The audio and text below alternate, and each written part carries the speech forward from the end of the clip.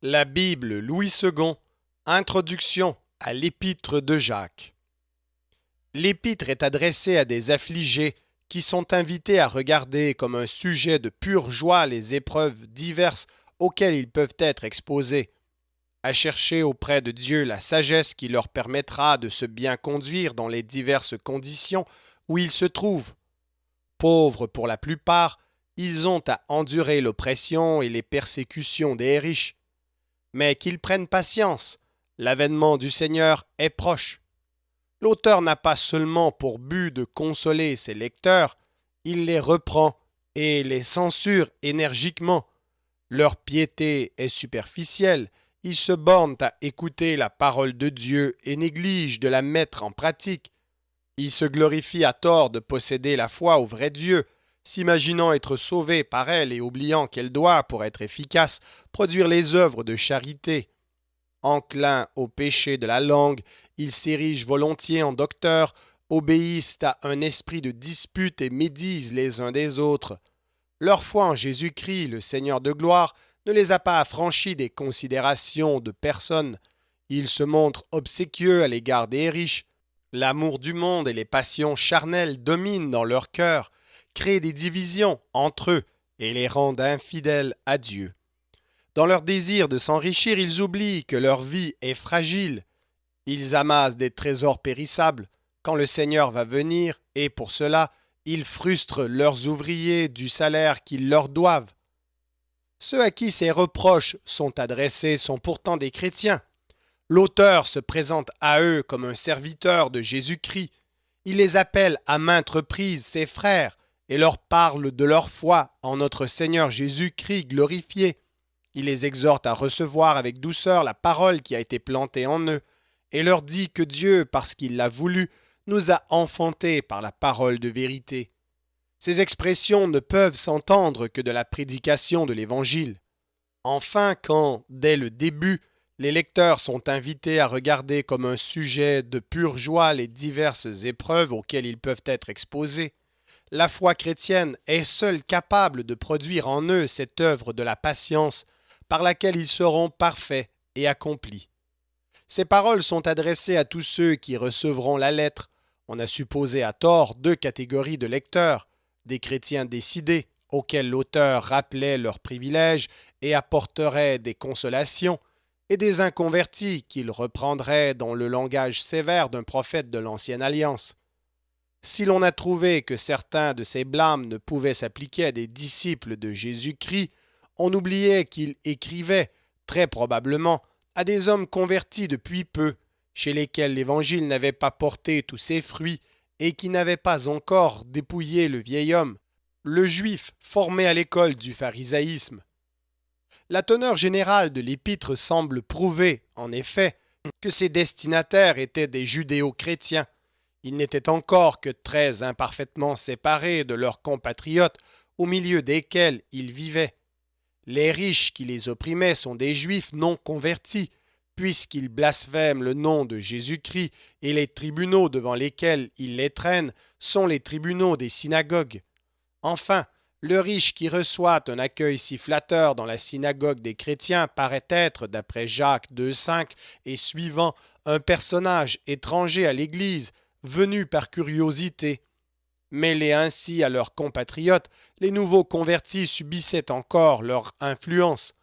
L'éducation qu'ils avaient reçue laissait leurs âmes marquées d'une empreinte difficile à effacer. Est-il étonnant qu'ils méritassent les reproches que Jésus faisait aux pharisiens et à leurs disciples? Ils se trouvaient encore à moitié chemin entre le judaïsme et le christianisme. Ils étaient double d'âme, selon l'énergique expression de l'auteur, soit dans leur foi hésitante et incapable de saisir la sagesse de Dieu, soit dans leur affection partagée entre Dieu et le monde. Jacques leur décrit pour les amener à plus de décision, à une vie chrétienne plus conséquente. Il les y engage par de brèves exhortations qu'il formule impérativement, sans les grouper suivant un plan rigoureux. Aucune épître du Nouveau Testament n'est aussi dépourvue d'exposés de doctrine. Même quand l'auteur parle du rapport de la foi et des œuvres, il ne formule pas une théorie de la justification. Il presse d'agir des chrétiens portés à négliger l'obéissance morale, la charité et à puiser dans leurs croyances une fausse sécurité. La personne et l'œuvre de Jésus-Christ ne tiennent aucune place dans ces exhortations. Aucun trait de sa vie n'est rappelé. Des hommes de l'Ancienne Alliance sont proposés en exemple. Le Saint-Esprit n'est pas nommé. La grande majorité des savants qui attribuent l'épître à Jacques, le frère du Seigneur, estiment qu'il l'a écrite avant que la mission parmi les païens eût mis au premier plan des préoccupations de l'Église la question des rapports entre chrétiens d'origine païenne et chrétiens d'origine juive. Ils se fondent sur le silence que l'Épître garde à ce sujet, sur le fait que dans Jacques 2, 14 à 26, l'auteur ne combat pas l'argument présenté par Paul dans les Épîtres aux Galates et aux Romains, sur les rapports de ses sentences avec celles de Jésus dans les synoptiques et d'une manière générale sur le caractère purement judéo-chrétien qui paraît être celui des destinataires de la lettre. Cet épître renferme une série d'exhortations qui peuvent être regroupées sous les 7 titres suivants. Premier titre, les épreuves et les tentations, chapitre 1, versets 1 à 18. Deuxième titre, exhortation à une piété agissante, chapitre 1, verset 19 au verset 27. Troisième titre, l'acceptation de personnes et la loi de l'amour fraternel, chapitre 2, 1 à 13. Quatrième titre, la foi sans œuvre, chapitre 2, versets 14 à 16. Cinquième titre, la tendance à s'ériger en docteur, la puissance redoutable de la langue, la vraie sagesse, chapitre 3, 1 à 18. Sixième titre, relation avec le prochain, avec le monde et avec Dieu, chapitre 4, verset 1 ou chapitre 5, verset 6. Septième et dernier titre, exhortation et préceptes divers, chapitre 5, 7 à 20.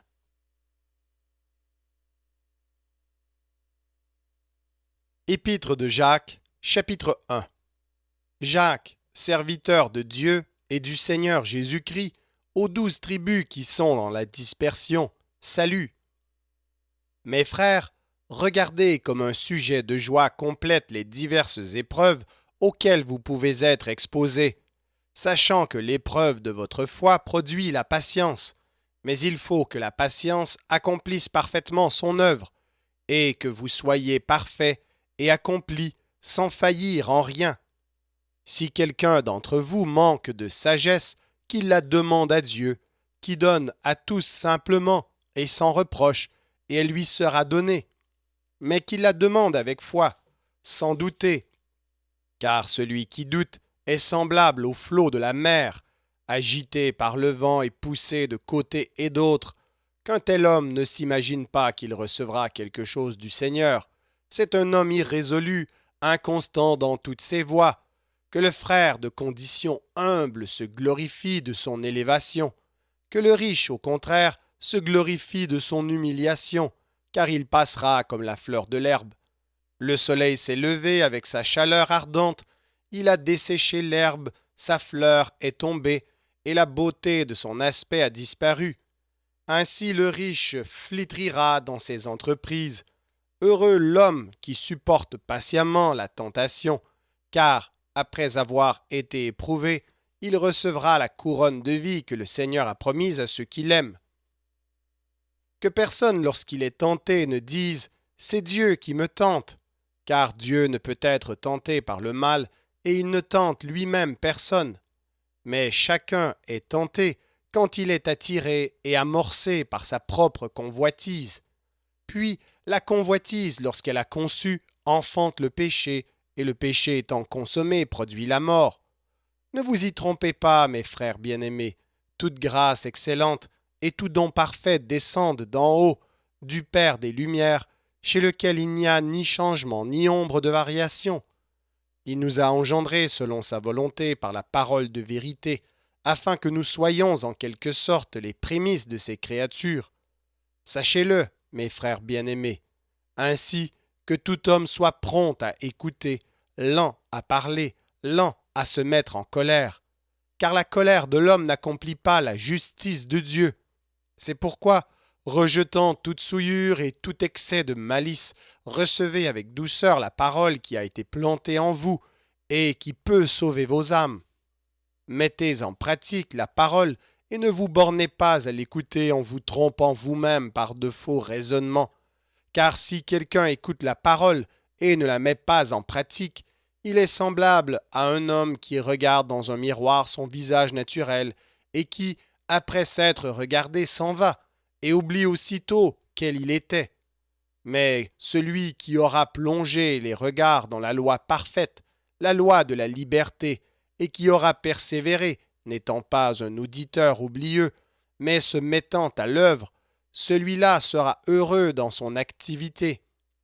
Si quelqu'un croit être religieux sans tenir sa langue en bride, mais en trompant son cœur, la religion de cet homme est vaine. La religion pure et sans tache devant Dieu notre Père consiste à visiter les orphelins et les veuves dans leurs afflictions et à se préserver des souillures du monde.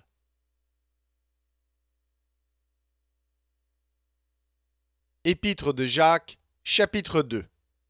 Mes frères, que votre foi en notre glorieux Seigneur Jésus-Christ soit exempte de toute acception de personne.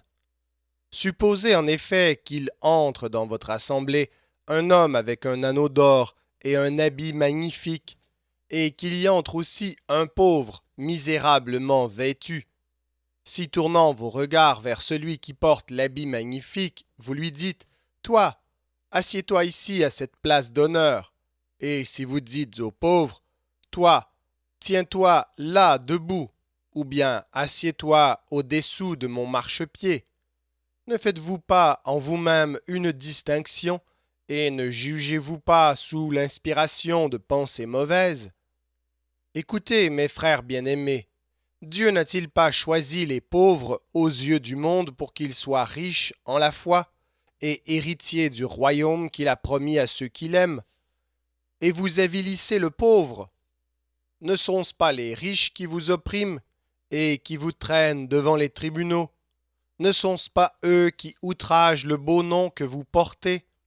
Si vous accomplissez la loi royale selon l'Écriture, tu aimeras ton prochain comme toi-même, vous faites bien, mais si vous faites acception de personne, vous commettez un péché, vous êtes condamnés par la loi comme des transgresseurs, car quiconque observe toute la loi, mais pêche contre un seul commandement, devient coupable de tous.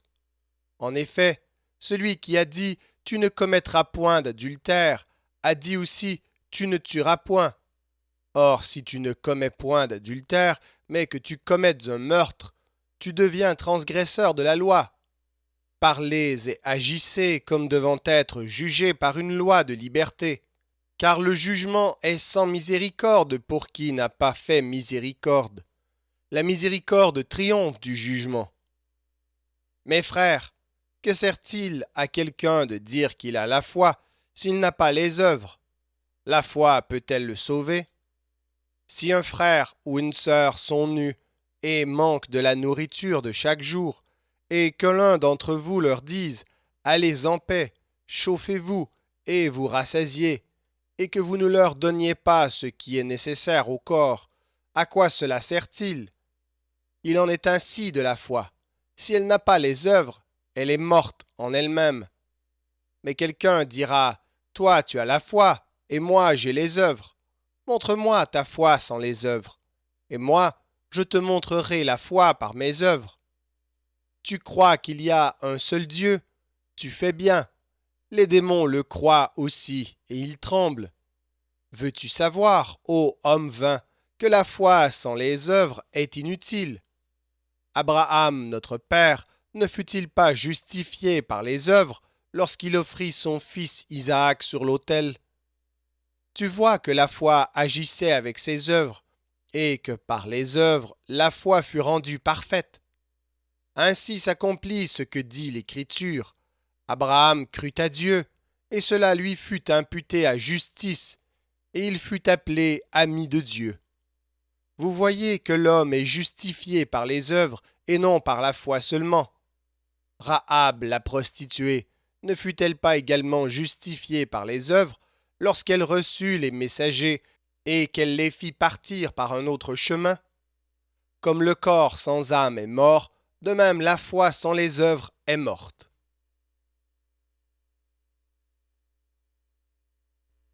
Épître de Jacques, chapitre 3. Mes frères, qu'il n'y ait pas parmi vous un grand nombre de personnes qui se mettent à enseigner, car vous savez que nous serons jugés plus sévèrement. Nous bronchons tous de plusieurs manières. Si quelqu'un ne bronche point en parole, c'est un homme parfait, capable de tenir tout son corps en bride. Si nous mettons le mors dans la bouche des chevaux pour qu'ils nous obéissent, nous dirigeons aussi leur corps tout entier. Voici, même les navires qui sont si grands et que poussent des vents impétueux sont dirigés par un très petit gouvernail au gré du pilote. De même, la langue est un petit membre et elle se vante de grandes choses. Voici comme un petit feu peut embraser une grande forêt. La langue aussi est un feu, c'est le monde de l'iniquité. La langue est placée parmi nos membres, souillant tout le corps et enflammant le cours de la vie, étant elle-même enflammée par la géhenne. Toutes les espèces de bêtes et d'oiseaux, de reptiles et d'animaux marins sont domptées et ont été domptées par la nature humaine. Mais la langue, aucun homme ne peut la dompter. C'est un mal qu'on ne peut réprimer. Elle est pleine d'un venin mortel. Par elle nous bénissons le Seigneur notre Père, et par elle nous maudissons les hommes faits à l'image de Dieu. De la même bouche sortent la bénédiction et la malédiction. Il ne faut pas, mes frères, qu'il en soit ainsi. La source fait-elle jaillir par la même ouverture l'eau douce et l'eau amère? Un figuier, mes frères, peut-il produire des olives ou une vigne des figues? De l'eau salée ne peut pas non plus produire de l'eau douce. Lequel d'entre vous est sage et intelligent, qu'il montre ses œuvres par une bonne conduite, avec la douceur de la sagesse? Mais si vous avez dans votre cœur un zèle amer et un esprit de dispute, ne vous glorifiez pas et ne mentez pas contre la vérité. Cette sagesse n'est point celle qui vient d'en haut, mais elle est terrestre, charnelle, diabolique. Car là où il y a un zèle amer et un esprit de dispute, il y a du désordre et toutes sortes de mauvaises actions. La sagesse d'en haut est premièrement pure, ensuite pacifique, modérée, conciliante, pleine de miséricorde et de bons fruits, exempte de duplicité, d'hypocrisie. Le fruit de la justice est semé dans la paix par ceux qui recherchent la paix.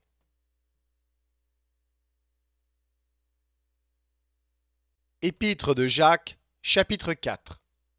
D'où viennent les luttes et d'où viennent les querelles parmi vous? N'est-ce pas de vos passions qui combattent dans vos membres? Vous convoitez et vous ne possédez pas. Vous êtes meurtriers et envieux et vous ne pouvez pas obtenir. Vous avez des querelles et des luttes et vous ne possédez pas parce que vous ne demandez pas.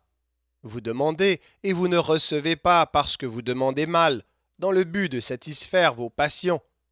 Adultères que vous êtes, ne savez-vous pas que l'amour du monde est inimitié contre Dieu? Celui donc qui veut être ami du monde se rend ennemi de Dieu. Croyez-vous que l'Écriture parle en vain? C'est avec jalousie que Dieu chérit l'Esprit qu'il a fait habiter en nous. Il accorde au contraire une grâce plus excellente. C'est pourquoi l'Écriture dit « Dieu résiste aux orgueilleux, mais il fait grâce aux humbles. » Soumettez-vous donc à Dieu, résistez au diable, et il fuira loin de vous. Approchez-vous de Dieu, et il s'approchera de vous. Nettoyez vos mains, pécheurs, purifiez vos cœurs, hommes irrésolus. Sentez votre misère, soyez dans le deuil et dans les larmes. Que votre rire se change en deuil et votre joie en tristesse. Humiliez-vous devant le Seigneur, et il vous élèvera. Ne parlez point mal les uns des autres, frères. Celui qui parle mal d'un frère ou qui juge son frère parle mal de la loi et juge la loi. Or, si tu juges la loi, tu n'es pas observateur de la loi, mais tu en es juge. Un seul est législateur et juge. C'est celui qui peut sauver et perdre. Mais toi, qui es-tu qui juge le prochain? À vous maintenant, qui dites, aujourd'hui ou demain nous irons dans telle ville, nous y passerons une année, nous trafiquerons et nous gagnerons. Vous qui ne savez pas ce qui arrivera demain, car qu'est-ce que votre vie? Vous êtes une vapeur qui paraît pour un peu de temps et qui ensuite disparaît. Vous devriez dire, au contraire, si Dieu le veut, nous vivrons et nous ferons ceci ou cela. Mais maintenant, vous vous glorifiez dans vos pensées orgueilleuses. C'est chose mauvaise que de se glorifier de la sorte. Celui donc qui sait faire ce qui est bien et qui ne le fait pas commet un péché.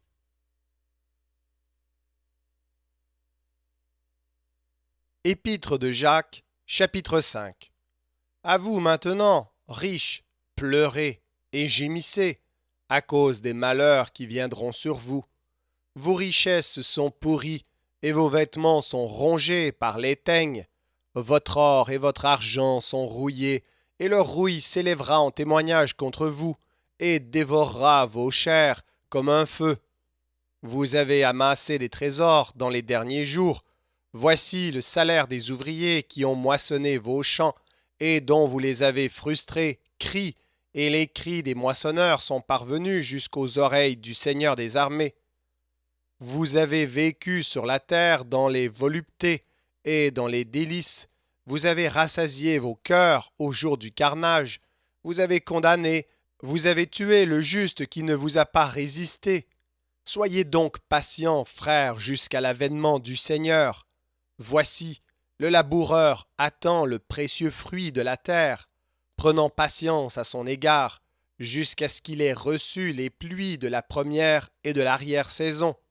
Vous aussi, soyez patients, affermissez vos cœurs, car l'avènement du Seigneur est proche. Ne vous plaignez pas les uns des autres, frères, afin que vous ne soyez pas jugés.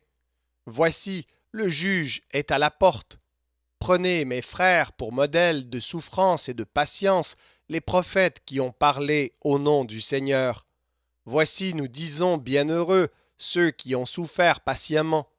Vous avez entendu parler de la patience de Job, et vous avez vu la fin que le Seigneur lui accorda, car le Seigneur est plein de miséricorde et de compassion. Avant toute chose, mes frères, ne jurez ni par le ciel, ni par la terre, ni par aucun autre serment, mais que votre oui soit oui, et que votre non soit non, afin que vous ne tombiez pas sous le jugement. Quelqu'un parmi vous est-il dans la souffrance? Qu'il prie. Quelqu'un est-il dans la joie? Qu'il chante des cantiques. Quelqu'un parmi vous est-il malade?